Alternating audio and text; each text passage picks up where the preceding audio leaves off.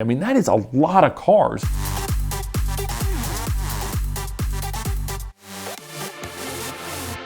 A couple months ago, a financial journalist from Bloomberg called and asked if he could take me to lunch. And he was looking for some peripheral data sets that he might be able to look into and use to evaluate the relative health of the US economy. And his theory was that the collector car market and the exotic car market might be a useful indicator for the health of the US economy. And so three ideas rose to the top throughout the conversation. And the first was just the massive explosion of sales of new cars for more than $100,000. Because you look back like the year 2000, there were probably less than 10,000 cars sold worldwide for more than 100 grand in a year. And this year I would estimate there will probably be about 250,000 cars sold for more than 100 grand worldwide. So, I mean, that's a pretty crazy transformation in the amount of money being spent on new cars annually.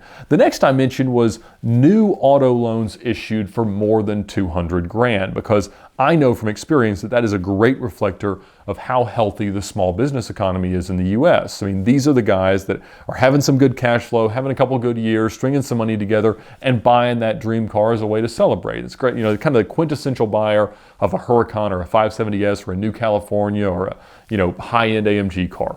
All of those examples tend to happen pretty often, and the more it happens, I've seen, the better the economy tends to seem. But the third I thought was the most compelling, and he agreed, and that was the number of million-dollar cars on Earth at any given time. Because now we kind of take it for granted that there are seven-figure cars out there rolling around. We know they sell a lot of new million-dollar plus cars every year, but that's not always the case. I mean, just because you can go to Cars and Coffee anywhere in the US and have a pretty good chance of somebody rolling up in a car worth that much money, that's a very new phenomena with respect to all of automotive history. I mean, if you look back just 15 years in 2003, there were very few million-dollar cars on Earth. I mean, it was certainly something that happened, that we knew there were million-dollar cars, but it wasn't something that you would see. And if you did, I mean, it was nearly a religious experience. I mean, the impact of cars that were that unique, that special, and that valuable, just based on the recognition that was available to cars, both emotionally and financially at that point, was very different than what we see today. And you have the McLaren F1s and the vintage Ferraris, the usual suspects, but there weren't that many beyond that. So we kind of adjourned for that day and talked a few times since then, but it wasn't really getting anywhere. So a few days ago, I sent a spreadsheet around to a handful of friends that are all sort of experts on the collector car market or the exotic car market or know a lot about vintage cars. And I said, look, the goal here is I want an estimate of how many million-dollar cars there are on Earth today and how many there were back in 2003, say 15 years ago. And the idea there was just to give us enough spread, but also to be right before the Enzo came out, because that was really the first car that immediately transacted in a pre-owned market for more than $1 million, other than the McLaren F1, which was kind of tenuous, because we talked a few times about like Wyclef Jean's car with 30,000 miles in rough shape was certainly not worth $1 million in 03, 04. And a lot of the vintage cars that we knew could be worth that much weren't going to transact that much in most cases, because only a small percentage of those would ever be of the condition or provenance to rise to that level of value. So as we circulated the spreadsheet and kind of tabulated everything up, we very quickly came to about 20,000 cars that could be worth $1 million today. And we all agreed we hadn't spent enough time. It was easily a very soft number. And so our collective estimate was that today there are about 30,000 cars on Earth that could be worth $1 million. And so then we kind of turned our attention to 2003. And we all agreed that there were certain vintage Ferraris, some pre-war cars that were really significant, some great Jags and Mercedes and things like that that would easily be worth more than $1 million in the right shape. And we totaled up about 2,000 cars that could have been.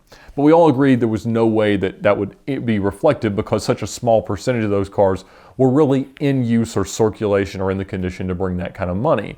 And so our real estimate was about 500. Like, it could stretch towards 1,000, but we weren't off by that much, certainly not by an order of magnitude. And so the idea of 500 cars in 2003 versus 30,000 cars in 2018, with so many more new $1 million plus cars being built in the next few years, was a pretty crazy transformation for the exotic car or collector car or vintage car market to have experienced in such a short amount of time. And from a financial perspective, the real question is, why did that happen?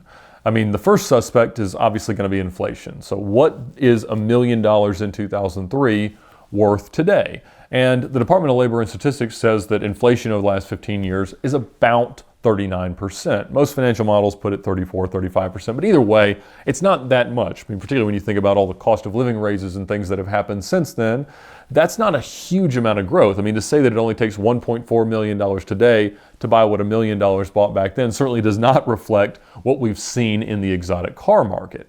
Now, the other question is, well, what has the stock market done? Okay, well, even with really bad years in 08 and 09, the Dow and the S&P have each returned over 8% annually. So $1 million invested in the stock market in 03 should be worth $3.5 to $4 million today. Similarly, 250 to 300 grand invested in 03 would allow you now to write a check for about $1 million. Hopefully not just on a car, but hey, we've made worse decisions in our lives. So there are people buying their first $1 million plus car probably every day in the US. And that's a pretty special thing to be happening, because we see these guys that have just bought their first 918 or P1 or whatever the case may be, really spending a lot of money for the first time. And usually they're buying 3, 4, 5, 6 of these cars. And that's awesome. As a car enthusiast, it's great to see the market working in that way. And I mean, obviously, yes, it means that more and more people are having the money to spend on these cars. So I don't know if the Bloomberg guy will ever end up making anything out of it, but